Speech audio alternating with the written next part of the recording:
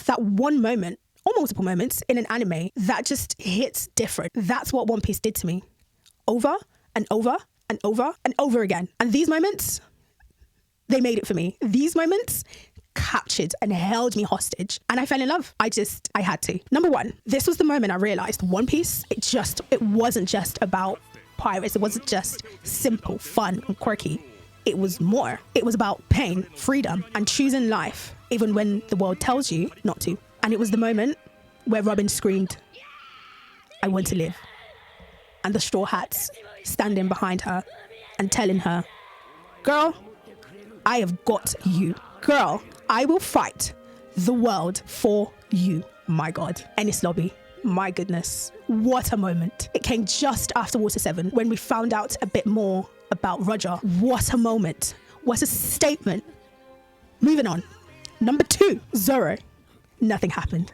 Zoro didn't die for his captain. He suffered for him.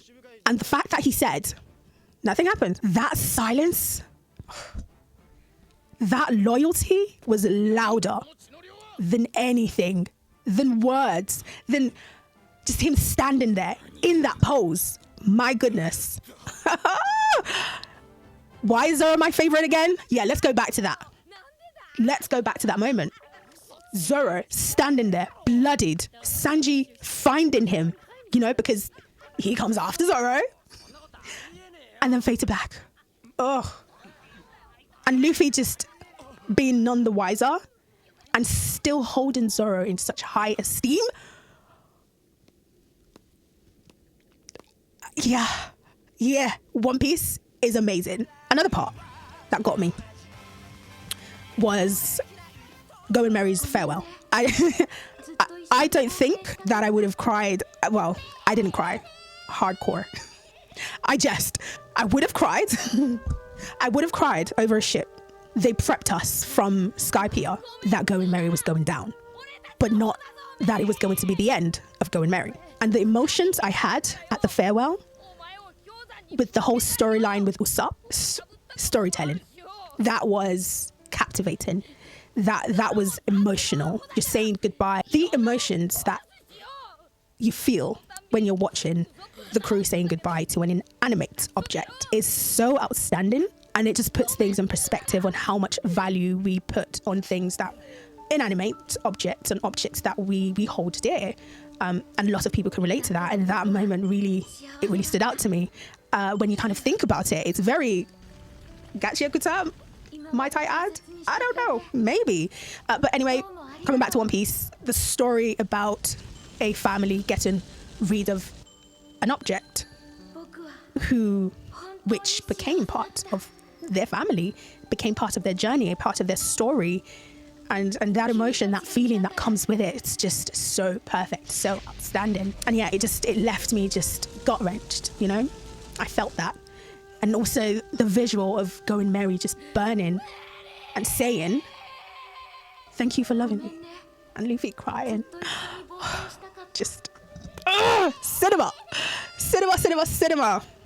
All right, moving on to number 4. Spoilers ahead if you haven't reached this part, but Ace's death. Yeah.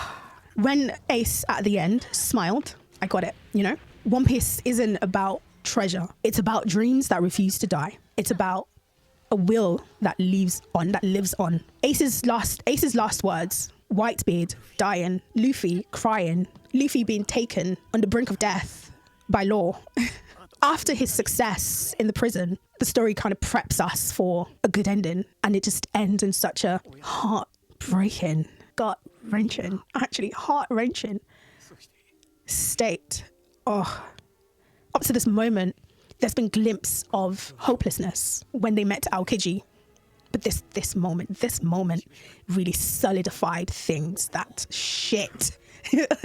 Like, they are fighting for something. They are fighting for freedom. They are fighting for their right. And my God, cinema! Perfect. Head swelling. Really, it sets the tone of the story that Oda is trying to tell, in my opinion. So that's all I've got for now. There's loads and loads and loads and loads more, but I feel like these moments spoke to me, and these moments are the reason why I keep watching, because I remember them quite often.